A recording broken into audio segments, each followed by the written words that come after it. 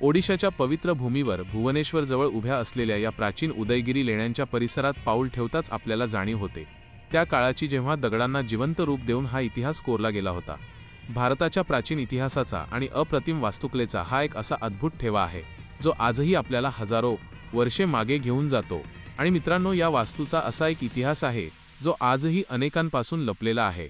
जर तुम्हाला वाटत असेल की तुम्ही भारताचा प्राचीन वारसा पूर्णपणे समजून घेतला आहे तर थांबा, कारण आज तुमचा स्वराज्य रक्षक तुम्हाला घेऊन चालला आहे एका विस्मयकारक सफरीवर, जी तुम्हाला थेट सम्राट खारावेल यांच्या सुवर्ण काळात घेऊन जाईल आणि या प्राचीन लेण्यांचे सर्वात मोठे रहस्य उलगडेल। तर शेवटपर्यंत सोबत राहा।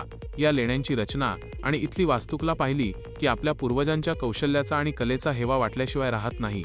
अनेक कठीण वाटा पार करत जेव्हा आपण या डोंगराच्या भागात पोहोचतो तेव्हा समोर दिसणारे दृश्य डोळ्यांचे पारणे फेडणारे असते।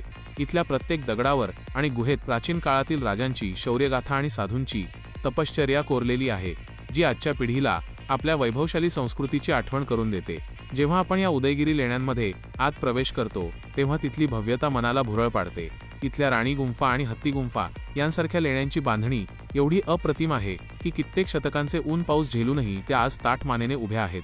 लेण्यांच्या भिंतींवर फिरताना आपल्याला जुन्या काळातील शिल्पे, राजांचे दरबार, युद्ध प्रसंग आणि प्राचीन ब्राह्मी लिपीतील शिलालेख ठिकठिकाणी पाहायला मिळतात। पूर्वीच्या काळी इथे कशी हालचाल असायची आणि जैन भिक्षू कसे निवास करायचे याची कल्पना करूनच अंगावर काटा येतो।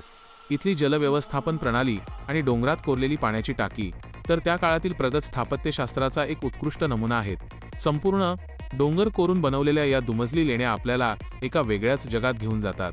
इतिहास आणि निसर्गाचे हे सुंदर रूप, यामुळे या लेण्या इतर ऐतिहासिक वास्तूंपेक्षा खूप वेगळ्या आणि खास ठरतात। या जागेने अनेक राजवंशांचे चढउतार पाहिले आहेत।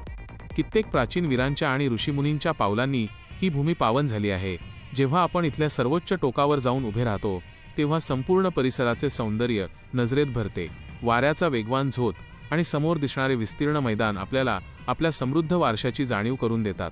हा इतिहास फक्त पुस्तकात वाचून समजत नाही, तर तो इथे येऊन डोळ्यांनी अनुभवावा लागतो। जर आपण या लेण्यांच्या भौगोलिक आणि लष्करी रचनेचा बारकाईने अभ्यास केला तर आपल्याला समजेल की हा केवळ धार्मिक आश्रय नव्हता, तर या डोंगरावरून आजूबाजूच्या प्रदेशावर बारीक लक्ष ठेवणे किती सोपे होते। इथले गुप्त मार्ग आणि कोरलेली दालने आजही आपल्याला विचार करायला भाग पाडतात की त्या काळात कोणतीही आधुनिक यंत्रसामग्री नसतानाही एवढे अफाट आणि सुबक बांधकाम कसे केले गेले असेल।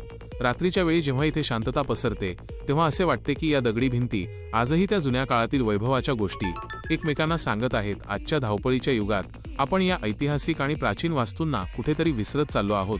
हे अवशेष हे सांगत आहेत की जर आपण आत्ताच आपल्या या वारशाचे जतन केले नाही आणि तो जगासमोर आणला नाही तर या पुढील पिढीला सांगायला आपल्याकडे फक्त गोष्टी उरतील। म्हणूनच या लेण्या अनुभवणे आणि त्यांचा इतिहास लोकांपर्यंत पोहोचवणे अत्यंत गरजेचे आहे। आज आपण या व्हिडिओच्या माध्यमातून या प्राचीन लेण्यांचा कोनाकोपरा पाहिला आहे। इथली भक्कम शिल्पे आणि नष्ट होत चाललेले अवशेष आजही इतिहासप्रेमींना साथ घालत आहेत। हा वारसा टिकवून ठेवणे आणि तो जगासमोर आणणे हे आपले कर्तव्य आहे। मित्रांनो, हा इतिहास आणि आमचे प्रयत्न जर तुम्हाला आवडले असतील तर व्हिडिओला लाईक करा, आपल्या सर्व मित्रांसोबत शेअर करा आणि अशाच ऐतिहासिक सफरीसाठी आपल्या स्वराज्य रक्षक चॅनलला नक्की सबस्क्राईब करा। चला तर मग अशाच एका नवीन ऐतिहासिक प्रवासात पुन्हा भेटूया। जय जिजाऊ, जय शिवराय।